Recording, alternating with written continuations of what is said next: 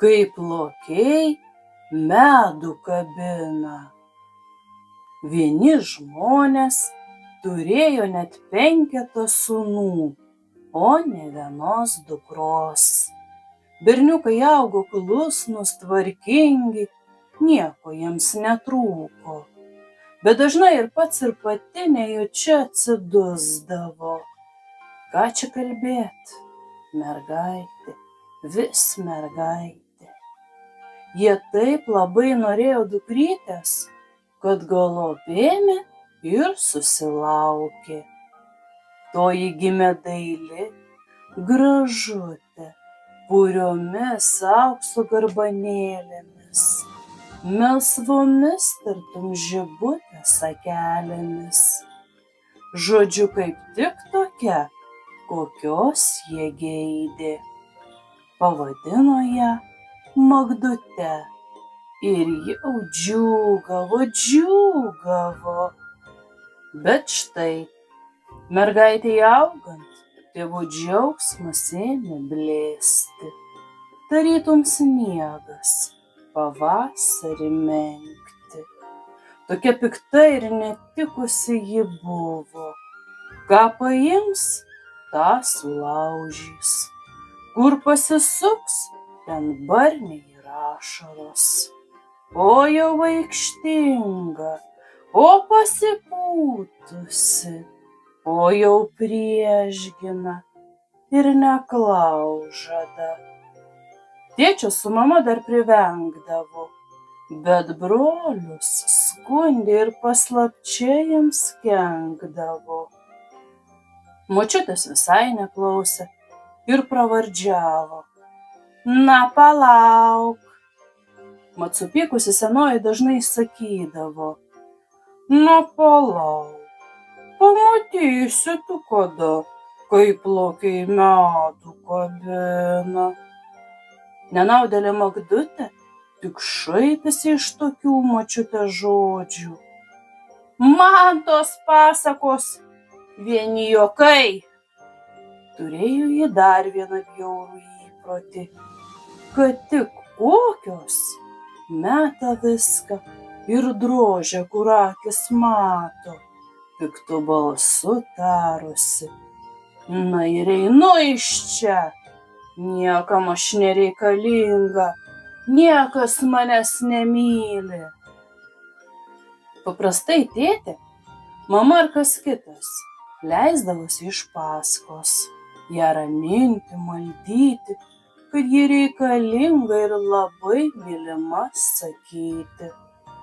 O štai kartą buvo jos su močiute vienudvi, valgė pusryčius.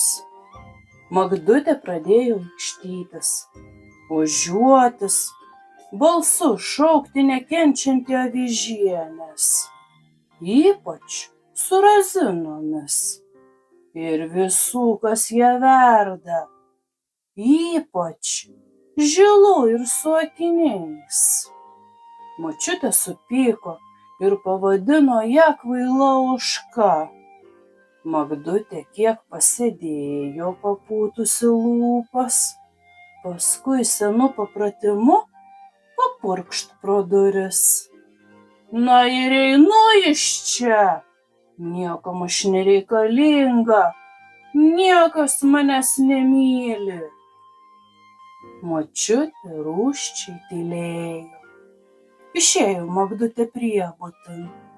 Ogi, niekas iš paskos neskuba. Trep, trep, trep ant laiptelių ir vėl nieko. Nekrust. Tartum jokios priešginos mergaitės nebūtų. Ką darys?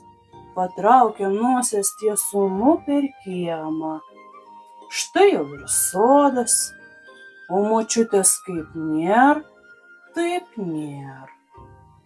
Perėjo sodą, prasidėjo daržas. Nesirodo močiutė.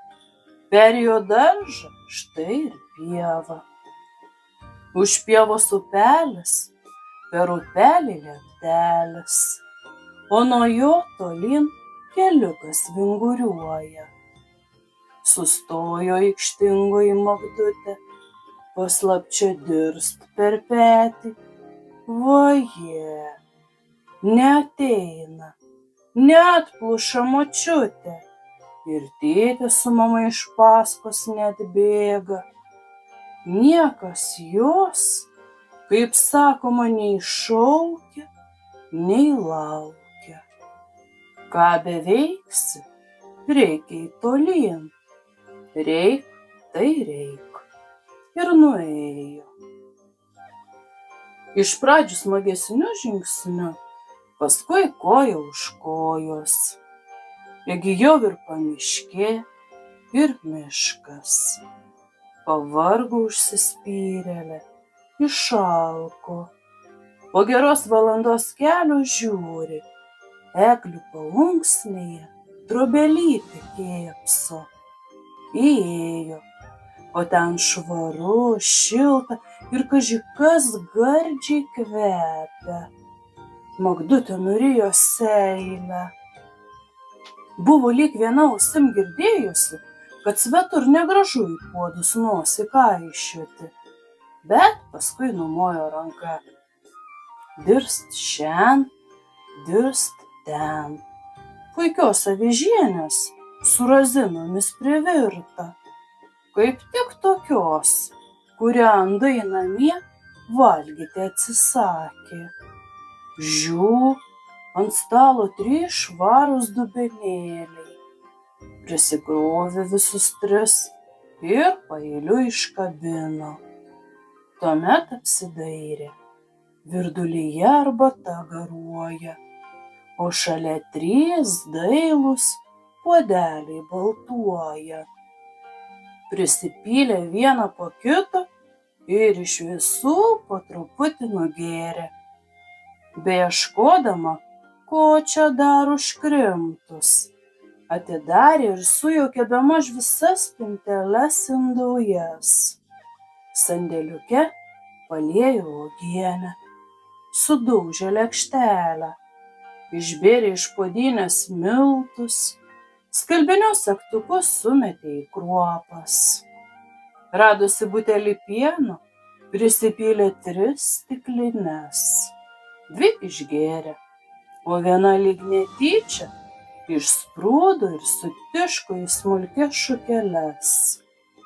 Duoninėje aptikusi bandelių visos prakando, pyrago pusę sutrupino, o pusę numetė po stalu. Galop pavargusi, nugrimzdo į vieną iš krėslų prie židinio. Ne, šitas per didelis, tarė, o uogienė ištepliotais delnais tekšnodama atlošo. Paskui, užsilipusi abiem kojom, pastrakaliojo kiek ir persėdo į kitą, mažesnį. Ant sėdynės liko juodos dėmės nuo žemėtų kurpaičių. Fe, šitas per kietas, po kiek laiko sušuko neklaužada ir apvertė krėslą ant šono. Apsidairiusi, pamatė dailią vaikišką kėdutę. Štai šita kaip tik man. Įsibėgėjo ir šoko kėdutėn. Toji girgždėdama ir dejuodama nučiuožė per grindis. Na, pabandykim dar kartą, tarė Magdutė ir įsibėgėjo iš toliau. Šį kartą kėdutė dar graudžiau suvaitojo. 2 jos kojelės triokšt, nenaudė keberiokšt. Griūdama užsigavo alkūnę ir šiek tiek išsigando, bet tuoj atitoko. Na ir kas? Visai neskauda, tarė ir susiraukusi paspyrė sulaužytą kėdutę. Ant svetainės stalo stovėjo dubuo saldinių slyvų. Magdutė įniko jas doroti ir kauliukais pyškinti į langą, paskui į niekučius ant židinio. Kai atsivalgė, ėmė svaidyti pačias slyvas. Nuvirto viena žvakidė, kita, sudužo daili puodynėlė. Ilgainiui Magdutei įgriso ir šitas žaidimas. Tada atsiduso ir nuėjo pasirausti po spintas. Spintose buvo apstu visokio gero. Didžiumą jo Magdutė išvertė žemėn ir ėmė smagintis. Suknelių rankovės supynė į kasas, o švarkų susegė smeigtukais. Apatinius sumazgė su kojinėmis, kelnių galus užrišo ir prikrovė nelygintų skalbinių. Išmėčiusi viską kaip pakliuvo, prišoko prie knygų lentynos ir paseilėjus pirštą ėmė vartyti knygas. Šita negraži, šita neįdomi, šita be paveikslėlių. Ir viena po kitos švyst ant žemės, kol nepabodo. Ką čia dar nuveikus? Magdutės žvilgsnis ėmė klaidžioti sienomis. Nieko sau, kodėl jų anksčiau nemačiau? Šūktelėjo išvydusi laiptus ir duris gale jų. Tekina užbėgo aukštyn, ogi ten dailus miegamasis. Jame 3 lovos, didelė, mažesnė ir mažiausia. Šitoji tokia plati, kad geriausiai tiks kūlio ristis, pamanė Magdutė ir įsiropštė didžiojon lovon. Ji ritosi kūlio, šokinėjo ir vartėsi, kol sujaukė ir suglamžė švelnius, dailiai išlygintus patalus. Kai pakyrėjo, Magdutė persikraustė vidurinėn lovon su aukštais, drožinėtais lovugaliais. Iš šitos išeis nebloga palapinė, nusprendė Magdutė.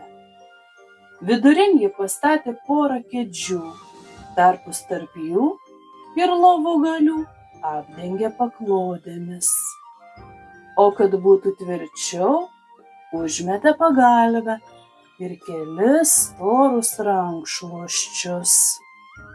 Bet kai norėjau lyst palapinėn, čiužinys įdubo. Kėdės nuvirto ir palapinės stogas šlumštelėjo nenaudėliai ant galvos. Tuščia jos, tos palapinės, pamanė ji.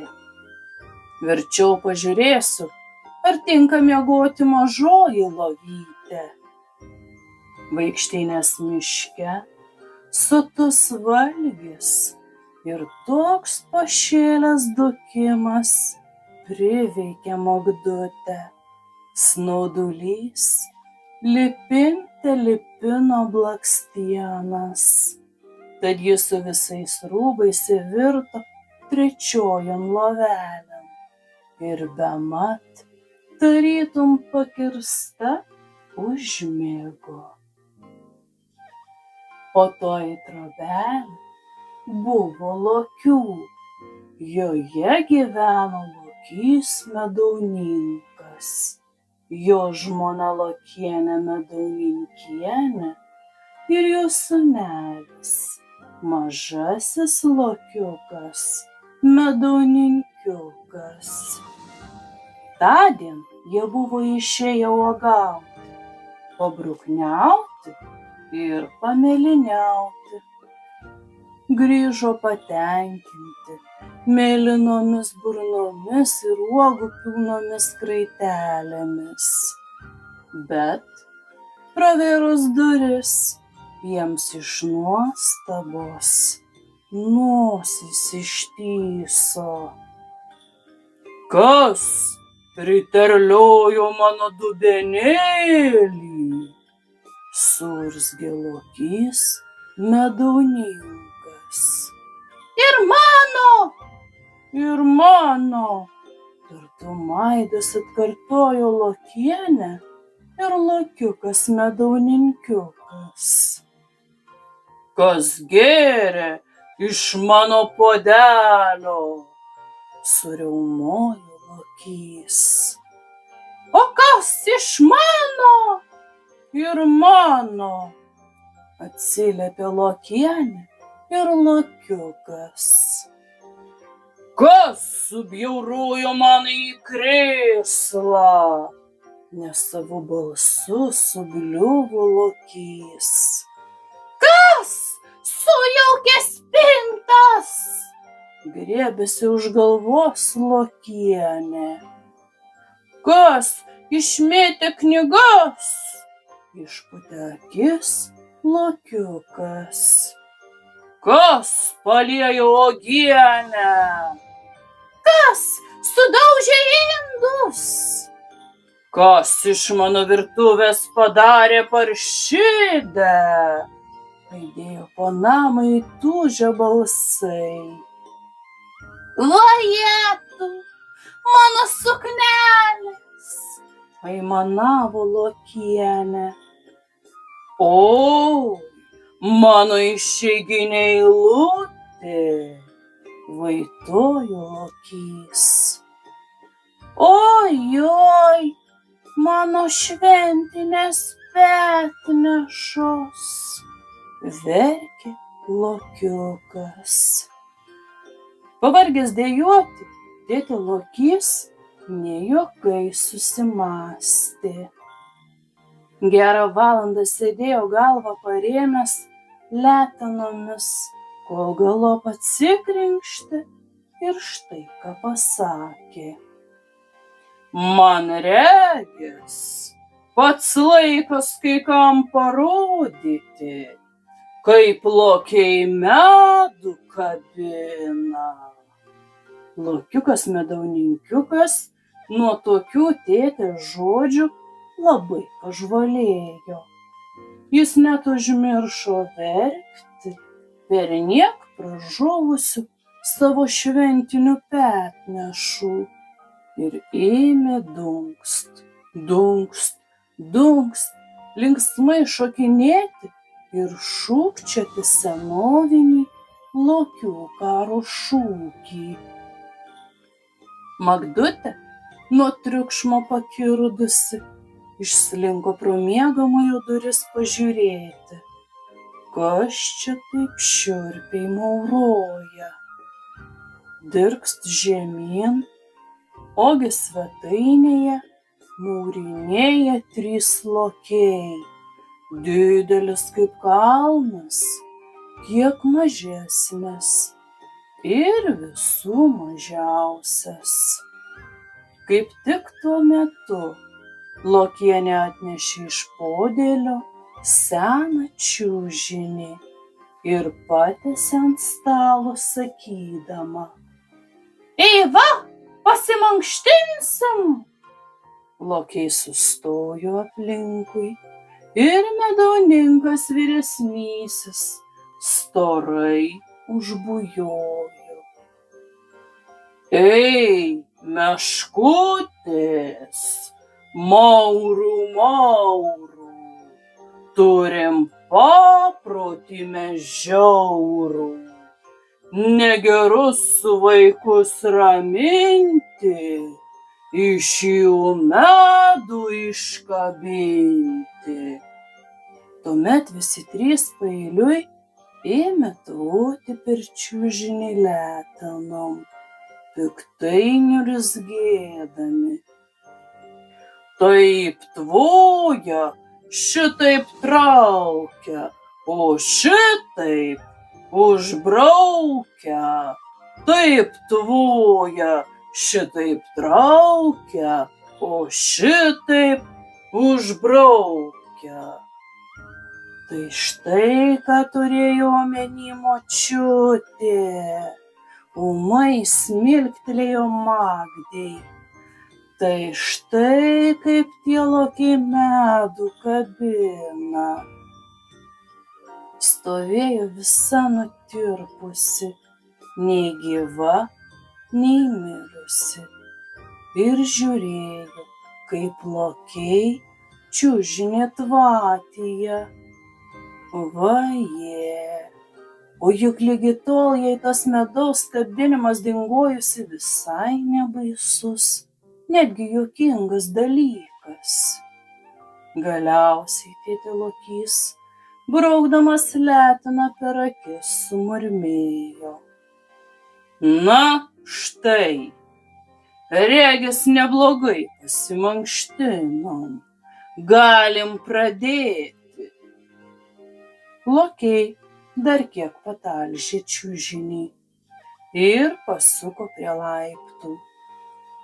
Magdutei net pakaušis nutirpo, šoko jį atgal mažojon lovytėn, užsiklojo galvą ir net kvėpuoti liovėsi.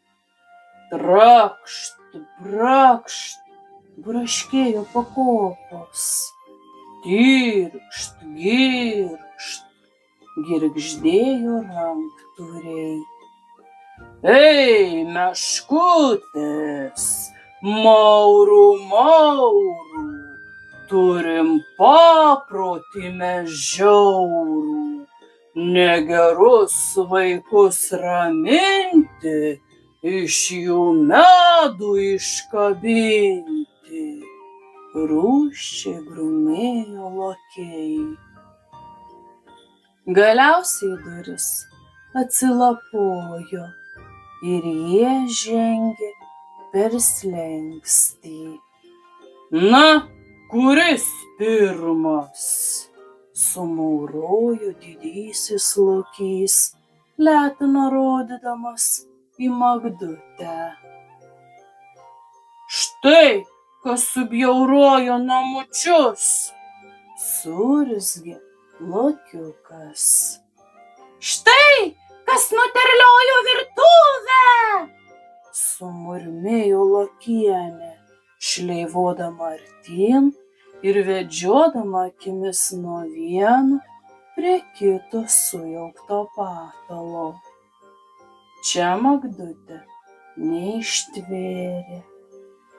Šoko stačia galva pro duris, bar laiptai žemyn, brūkšt priemenėn, kudukšt į lauką.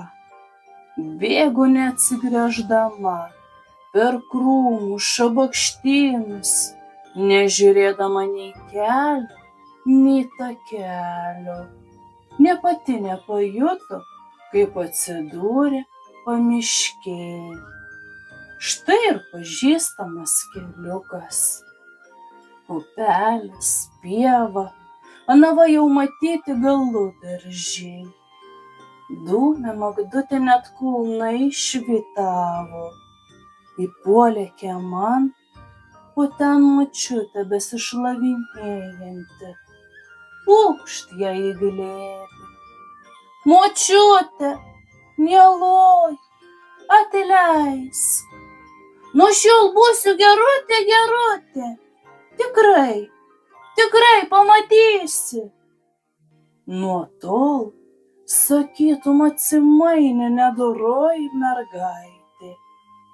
Plikas vaiką pakeitė.